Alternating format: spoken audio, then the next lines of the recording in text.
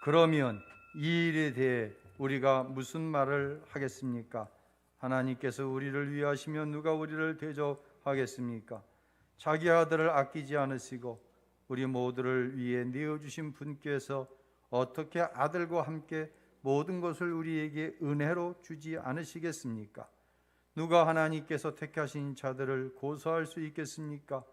의롭다고 인정하신 분은 하나님이십니다. 누가 정죄하겠습니까? 죽었을 뿐 아니라 살리심 받으실 분은 그리스도 예수십니다. 그분은 하나님 오른편에 계시며 우리를 위해 간구하십니다. 누가 우리를 그리스도의 사랑에서 끊을 수 있겠습니까? 환난이나 곤고나 핍박이나 배고픔이나 헐벗음이나 위험이나 칼이 있겠습니까? 기록되기를 우리가 종일 주를 위해 죽임을 당하며 도살할 양같이 여김을 받았다라고 한 것과 같습니다. 그러나 이 모든 일에 우리를 사랑하시는 분으로 인해 우리가 넉넉히 이깁니다. 나는 확신합니다. 죽음이나 생명도 천사들이나 악마들도 현재일이나 장래일이나 어떤 능력도 높음이나 깊음이나 다른 어떠한 피조물도 그리스도 예수 우리 주 안에 있는 하나님의 사랑에서 우리를 끊을 수 없습니다. 아멘. 할렐루야. 우리 주님의 크신 은혜와 평강이 사랑하는 성도 여러분과 함께 하시기를 예수님의 이름으로 축원합니다. 요즘 이제 위드 코로나 그럽니다. 2주 4단계 수도권은 거리두기가 진행되다가 따르면 11월 초부터 위드 코로나가 실질적으로 적용된다고 합니다. 아마 여러분도 그럼 교회는 언제부터 예배가 정상화되기 시작합니까? 궁금하실 거예요. 제가 기도하기는 이번 추수감사절을 기점으로 해서 조금씩, 갑자기가 아니라요, 조금씩 회복해 나가려고 합니다. 특별히 이번 추수감사절에는 세계적인 뮤지컬 배우를 모셔다가 찬양 페스티벌을 할 거예요. 바로 윤광범 집사님이십니다. 그와 자매님 소프라노하고 올 텐데 우리 윤광범 집사님이 이번에 큰 작품에 오디션을 봤는데 주연으로 발탁이 되셨습니다. 박수 한번 합시다. 할렐루야. 그래서 왜 큰 역할이라고 하냐면 장소가 마파아톨이라는 거예요. 거기는 웬만한 거 안 하거든요. 연말에 공연을 하는데 참 감사합니다. 어려움이 있었는데 그 어려움 끝에 하나님께서 하시고자 하는 일을 보여주셔서 더욱더 감사를 드립니다. 여러분, 하나님을 사랑하시죠? 사랑하시죠? 여러분 안에 성령이 거하시는 증거인 줄로 믿으시기를 바랍니다. 세상에는 누군가 시켜서 억지로 할 수 있는 일이 있습니다. 돈을 주면은요, 아닌 것도 지게 될 수 있는 것이 세상에는 있습니다. 하지만 절대 타의에 의해서 할 수 없는 것이 있습니다. 그것이 무엇일까요? 무엇일까요? 타의에 의해서 억지로 돈으로 될 수 없는 것, 마음에서부터 우러나오는 것, 바로 사랑입니다. 사랑하는 이를 향한 나의 마음을 멈출 수 없습니다. 죽음이라고 할지라도 그 사랑을 끊어낼 수가 없습니다. 우리 청년들 혹시 누가 나에게 한 10억쯤 준다고 하면 어느 정도 집은 마련할 만하고 또 내가 원하는 거 다 해준다고 하면 사랑이 막 팍팍 솟아나서 그 사람하고 결혼하겠습니까? 다 요것은 착각입니다. 그것은 사랑이 아닙니다. 기억하시길 바랍니다. 여기 한 소년이 있습니다. 6남매 중에 셋째로 태어났는데 정말 집이 찢어지게 가난했어요. 부모마저 일찍 여인 소년은 초등학교 5학년을 다니다 말아야 했습니다. 생계를 위해 남의 집 모순살이, 막노동, 닥치는 대로 일을 해야 했어요. 그러다가 소년은 설악산으로 들어가 지게꾼이 됩니다. 그의 나이 16살 때 이야기예요. 50년이 지나 그 소년은 한갑이 넘어 65세의 노인이 되었습니다. 바로 이것은 설악산 마지막 지게꾼인 임기종 씨의 이야기입니다. 키 158cm, 몸무게 62kg. 이것은 임기종 씨가 지게로 짐을 옮기는 장면이에요. 여러분 설악산 가보셨죠? 설악산 가서 지게로 짐 옮기는 사람들 보신 적 있나요? 전 여러 번 봤어요. 이전에는요, 저 곳곳마다 파전도 팔고 음료수도 팔고 생수도 파는 그런 휴게소들이 있었어요. 또 대피소가 있었어요. 근데 설악산에 휴게소, 대피소 다 없어버렸어요.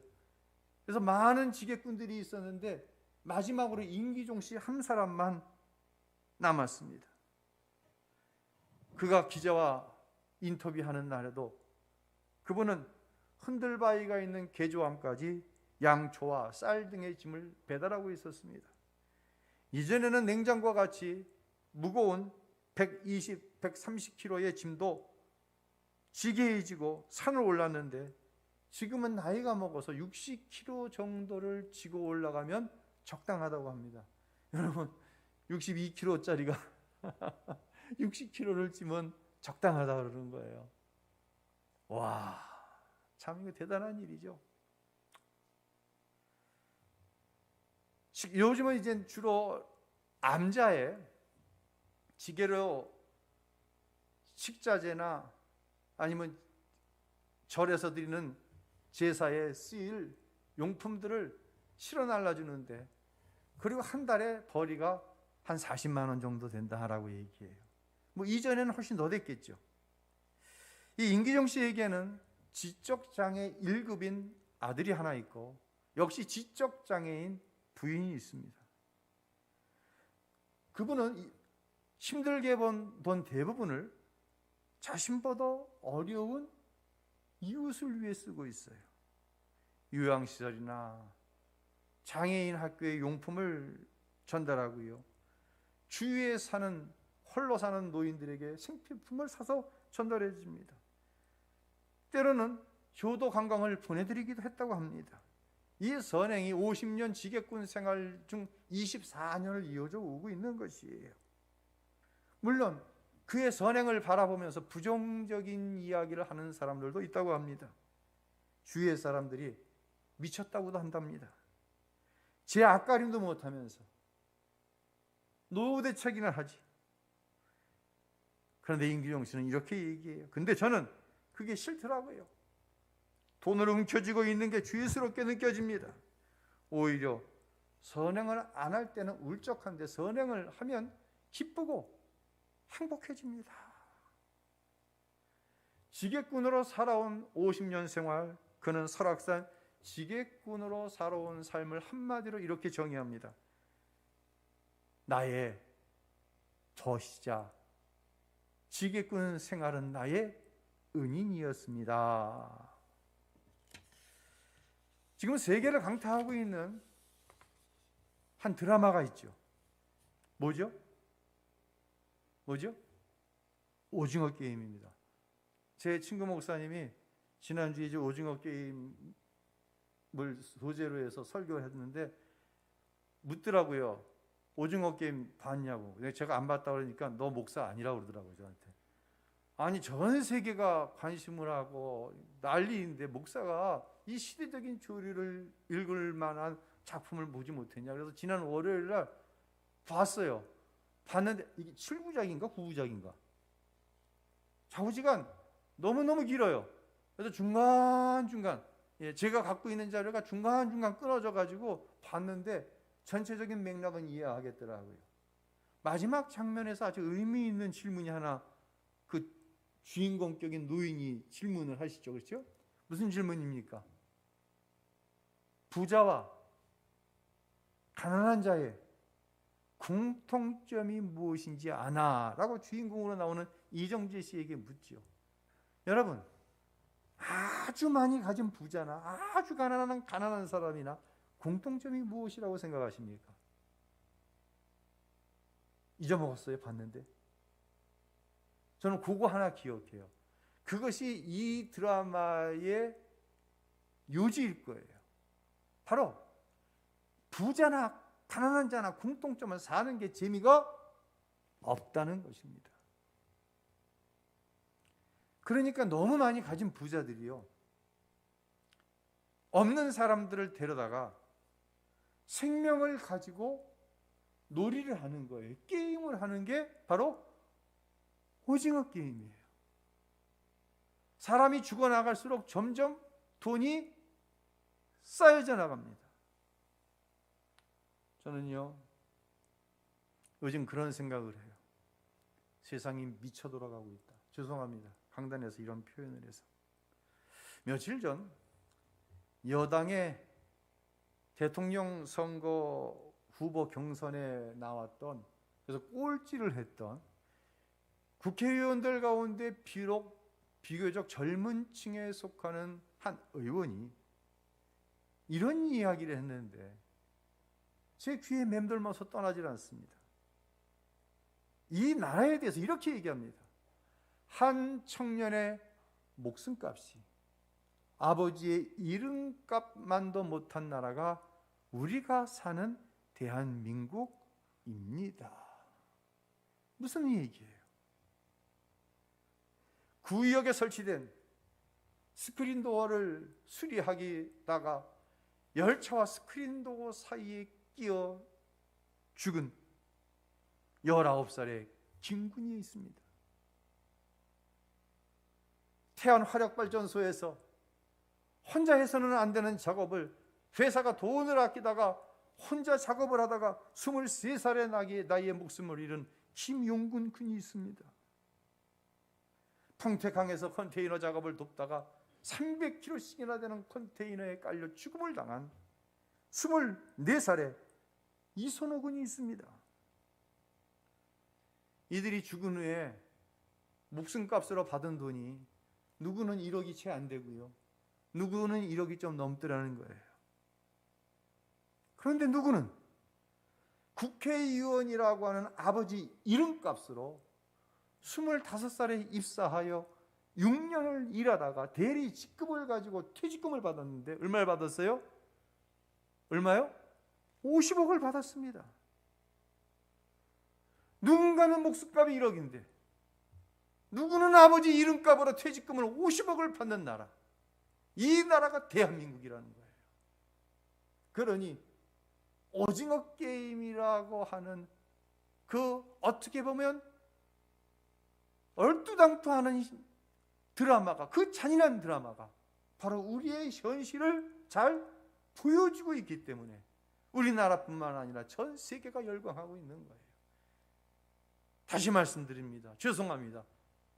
이 나라가 미쳐 돌아가고 있는 거예요. 전 세계가 미쳐 돌아가고 있는 거예요. 사랑하는 성도 여러분, 교회는 달라야 됩니다. 여러분은 달라야 합니다. 부자도 가난한 자도 세상 사는 재미가 없다? 여러분, 하나님 사랑하신다고 하면서 무엇도 하나님의 사랑에서 나를 끊어낼 수 없다고 고백하면서 사는 게 재미없다고 말씀하지 마세요. 그럼 목사님 사는 게 재미있어요? 없어요? 여러분 한 번만 저한테 물어보세요. 목사님 사는 게 재미있어요? 시작. 재미 하나도 없어요. 저도 재미없어요. 저는 여러분이 세상 사는 재미가 없다고 하는 말이 무슨 말인지 충분히 공감해요. 그런데 말입니다, 50년 지게를 지고 얼마나 힘들었겠어요. 아, 진짜 그 모습을 보는데요, 설악산 올라가다 보잖아요. 저건 사람이 할 수 있는 일이 아니에요. 저건 사람이 할 수 있는 일이 아니에요. 저건 사람 취급을 당하는 게 아니에요. 그런데 도대체 그분이 돈을 얼마나 가지고 있으면, 돈을 움켜쥐고 있으면 불행하다는 얘기를 할까요? 도대체 얼마나 움켜져 봤을까요? 지게 지고 번 돈을 얼마나 움켜져 봤을 거예요. 그런데 그게 죄스럽다는 거예요. 그런데 그것을 가지고 남을 도우면 기쁘고 행복하다는 거예요. 하나밖에 없는 아들과 부인이 지적장애를 갖고 있는데 여전히 사랑하며 살아갑니다. 저는 그분이 예수를 믿는지 안 믿는지 알지 못해요. 그러나 분명한 것은 우리는 세상을 향해 단호하게 말할 수 있어야 돼요. 예수 믿으면 세상과 달라진다고 말할 수 있어야 돼요. 요한복음에 보면요, 니고데모라고 하는 사람이 있습니다. 여러분 잘 아시는 분이에요. 니고데모는 바리새인이죠. 또 유대교 최고 의결 기관인 산헤드린 공의회의 최고 의원입니다. 그런 그가 예수님을 찾아왔어요. 바리새인들이 지금 다 예수님 죽일 건수만 찾고 있는데 니고데모가 예수님을 찾아와서 이렇게 합니다. 선생님, 내가 어떻게 해야 영생을 얻을 수 있습니까? 라고 묻는 거예요. 니고데모는요, 사회적 지위가 대단한 사람입니다. 명예, 권력, 부가 있는 사람입니다. 종교적 열심이 웬만하면 그 공의회의 최고의원 꿈도 꿀 수 없습니다. 그런데 그가 사는 게 재미없는 거예요. 인생이 목이 마르고 배가 고픕니다. 혹시 여러분도 이런 분이 계신가요? 이런 니고데모를 향해서 예수님께서 이렇게 말씀하십니다. 요한복음 3장 10절을 함께 읽죠. 너는 이스라엘의 선생으로서 이러한 것들을 알지 못하느냐? 큰 스승인 니고데모가 30대 초반인 예수님께 야, 여보시오, 당신이 공회의 최고위원이요, 당신이 율법에 대해서 사람들에게 가르치는 큰 스승이요, 그런데 어떻게 이 진리를 알지 못합니까? 하지만 니고데모는 자존심의 문제가 아니었어요. 내가 살아야 하는 거예요. 나 좀 살려주세요. 나 숨 좀 쉬고 살 수 있게 해주세요. 스스로를 속이고 남들을 속이면서 가리키는 거 더 이상은 할 수가 없습니다. 니고데모 안에는 이런 절규가 있었기 때문에 젊은 자기와 같은 바리새인들이 죽이려고 하는 예수님을 찾아와서 어떻게 해야 영생, 어떻게 해야 하나님으로 인해서 행복한 삶을 살 수 있겠느냐고 묻고 있는 거예요. 예수님은 살려달라고 애원하는 니고데모를 향해 우리가 너무나 잘 알고 있는 말씀을 합니다. 요한복음 3장 16절 읽겠습니다. 하나님이 세상을 이처럼 사랑하사 독생자를 주셨으니 이는 그를 믿는 자마다 멸망하지 않고 영생을 얻게 하려 하심이라. 아멘. 이 말씀이 니고데모를 구원한 줄로 믿으시기를 바랍니다. 훗날 니고데모는요, 예수님께서 이 공의회에 끌려가고 신문을 당하십니다. 바리새인들이 공격을 하는데 니고데모가 나서서 예수님을 변호합니다. 모든 불이익을 감수하고 자기가 공의회에서 쫓겨난다고 할지라도 예수님 믿는 것이 훨씬 더 행복해. 깨달으시길 바랍니다. 십자가에 예수님이 달려 죽으신 후에 누구도 그 시신을 가져가라 엄두를 못 냅니다. 물론 안식일이기 때문에 그런 어려움도 있었지만 니고데모는 아리마다 사람 요셉과 함께 예수님을 장사 지내드리잖아요. 모든 것을 걸고 말입니다. 이제 우리는 본문으로 돌아가 보겠습니다. 오늘의 설교는요, 정말 성령 안에서 사도 바울이 도중하는 강력한 메시지예요. 이 말씀 그대로 성령께서 여러분을 감동할 수 있기를 예수님의 이름으로 축원합니다. 그래서 어떤 정황과 비유를 들어 설명하지 않고 말씀 그대로 성령으로 선포할 때 성령께서 사도 바울이 품었던 이 마음을 여러분 안에 품게 할 수 있기를 예수님의 이름으로 축원합니다. 유대인이지만 로마의 시민권자였어요. 누가? 사울이라고 하는 청년이. 기독교를 개종하기 전 사울이었죠. 사울의 이름 뜻이 뭐라고요? 큰 자. 유대인이지만 로마의 시민권을 가진 자. 종교적으로는 바리새인, 학문적으로는 가말리엘 문화의 큰 제자. 무엇 하나 갖추지 못한 것이 없는 것이 바로 사울이라고 하는 청년이었어요. 그가 부활하신 예수님을 만납니다. 그리고 성령이 그 안에 임하십니다. 변화된 바울이 로마서 8장에서 자신이 경험한 하나님의 사랑에 대해서 엄청난 고백을 합니다. 다시 한번 축복하는 것은 여러분이 이 고백 안에 함께 있게 되시기를 다시 한번 예수님의 이름으로 축원합니다. 축원합니다. 자, 로마서 8장 35절과 37절로 39절을 우리 함께 읽습니다. 누가 우리를 그리스도의 사랑에서 끊을 수 있겠습니까? 환난이나 곤고나 핍박이나 배고픔이나 헐벗음이나 위험이나 칼이겠습니까? 그러나 이 모든 일에 우리를 사랑하시는 분으로 인해 우리가 넉넉히 이깁니다. 나는 확신합니다. 죽음이나 생명도 천사들이나 악마들도 현재 일이나 장래일이나 어떤 능력도 높음이나 깊음이나 다른 어떤 피조물도 그리스도 예수 우리 주 안에 있는 하나님의 사랑에서 우리를 끊을 수 없습니다. 아멘. 아멘. 우리의 삶에는 맞습니다. 목사님 사는 게 재미있어요? 재미없습니다. 우리의 삶에 분명히 어려움이 있어요. 믿음으로 살려고 하면 할수록 환난이 오고 핍박이 옵니다.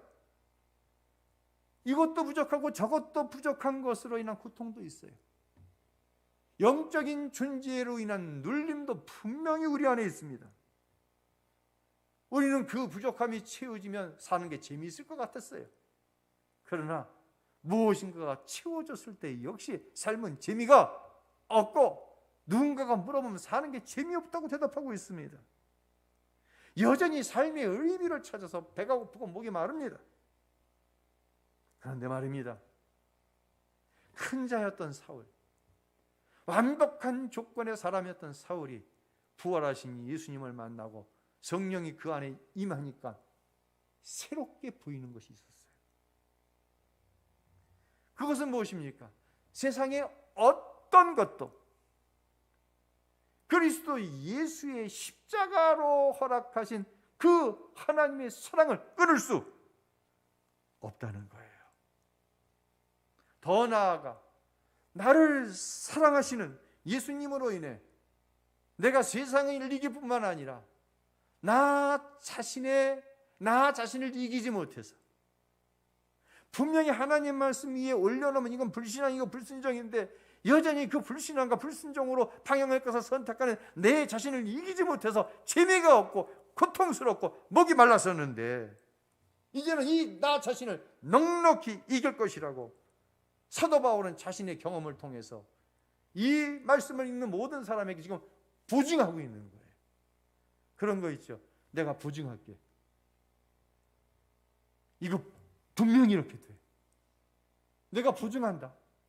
이건 분명한 사실이야.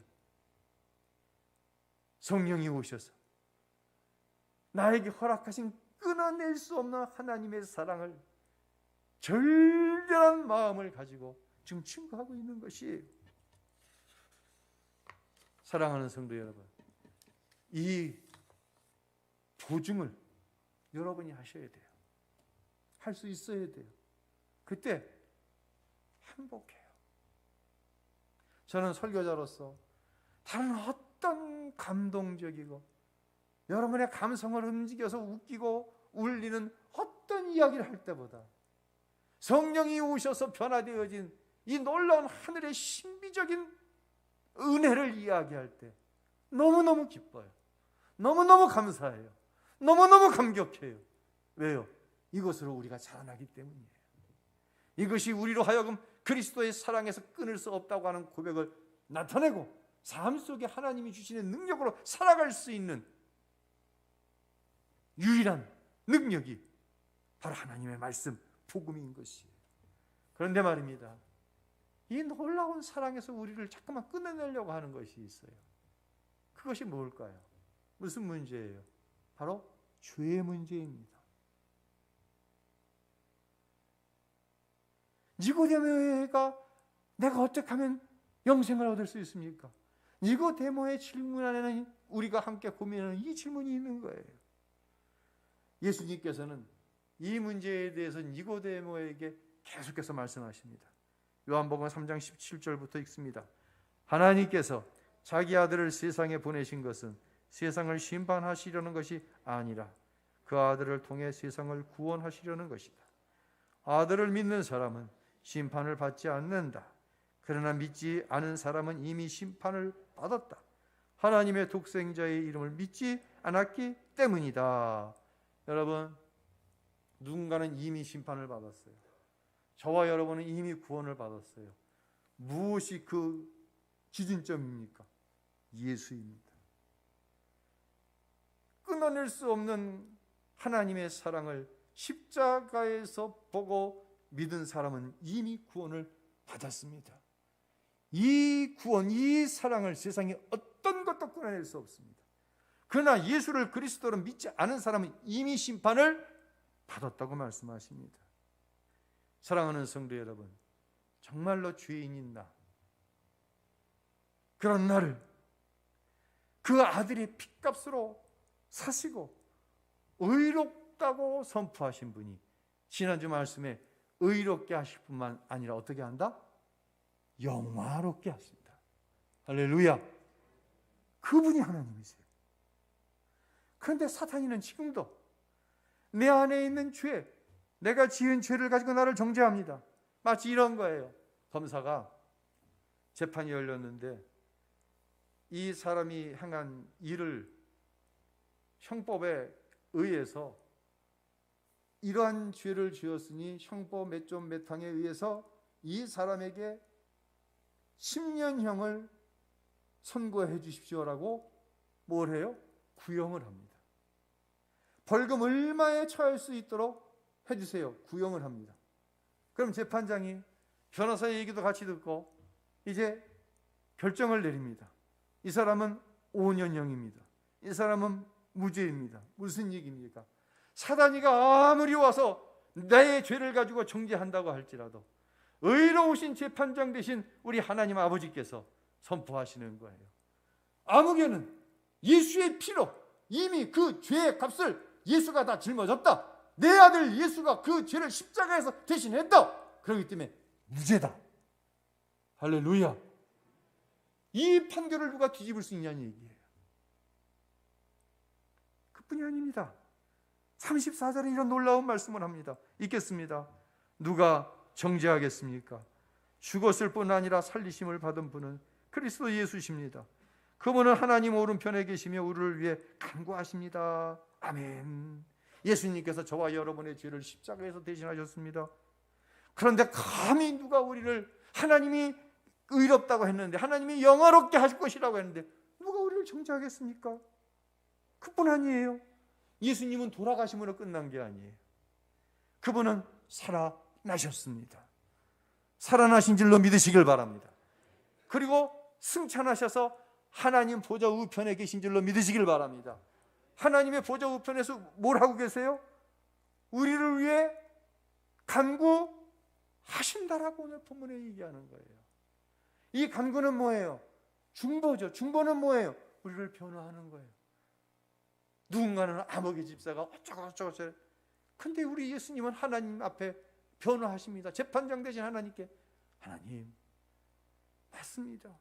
아모개 집사가 불순종, 불신앙 그렇게 한 거 맞습니다. 그런데 그에게 이러이러한 아픈 상황이 있습니다.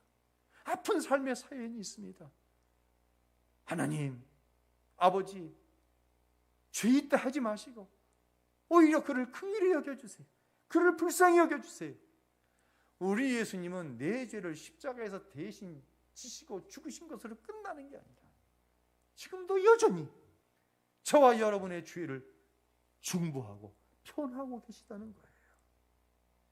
그런데 누가 감히 저와 여러분을 정죄할 수 있습니까? 그런데 감히 누가 하나님이 아니라고 하시는데, 하나님이 예수의 핏값으로, 하나님이 변호사 되신 예수님의 중보하심으로 판결을 아니라고 내렸는데 저와 여러분은 왜 여전히 그를 향해 죄가 있다고 합니까? 우리는 왜 그들의 아픈 사연, 우리는 왜 그들의 아픈 삶을 들여다보지 않습니까? 그리고 왜 함부로 판단을 합니까? 사랑하는 성도 여러분, 세상의 어떤 것도 그리스도 예수의 십자가의 은혜 안에서 허락되어진 하나님의 사랑을 끊을 수 없어요. 이것이 우리의 최종적인 선포예요. 저는요, 로마서를 이제 8장까지 했는데요, 성령이 저와 여러분 안에 오셔서 저와 여러분이 이렇게 고백했으면 좋겠어요. 때로 아파요. 정말 닥치는 고난으로 어떻게 할 수가 없어요. 나에게 방법이 없으니까요. 더 힘든 것은 하나님의 약속을 믿는다고 하면서 여전히 재미없고 여전히 배고프고 목마른 나 자신을 어떻게 할 수가 없어요. 세상이 어떻게 하는 것도 어렵지만 내 자신을 어떻게 할 수가 없어요. 죄인 줄 알아요. 이 죄 때문에 예수님이 죽으신 것도 알아요. 근데 여전히 죄 가운데 나가요. 마귀는 이것을 가지고 또 나를 정죄해요. 분명히 우리 안에 성령이 계십니다. 그 성령이 우리에게 말씀하십니다. 내가 세상을 이겼다. 내가 세상을 이겼다. 내가 너를 구원했다. 이 사랑은 세상이 끊을 수 없다. 의심하지 말아라. 사도 바울 안에 내주하셔서 그 무엇도 그리스도 예수 안에 있는 하나님의 사랑을 끊을 수 없습니다. 이 고백이 같은 성령으로 성령께서 내주하신 저와 여러분 안에 계셔서 그렇습니다. 세상의 어떤 것도 그리스도 예수 안에 있는 하나님의 사랑을 끊을 수 없습니다. 이 고백으로, 이 믿음으로 승리하는, 사랑하는 우리 우신교회 모든 성도님들이 되시기를 예수 그리스도의 이름으로 축원합니다. 할렐루야.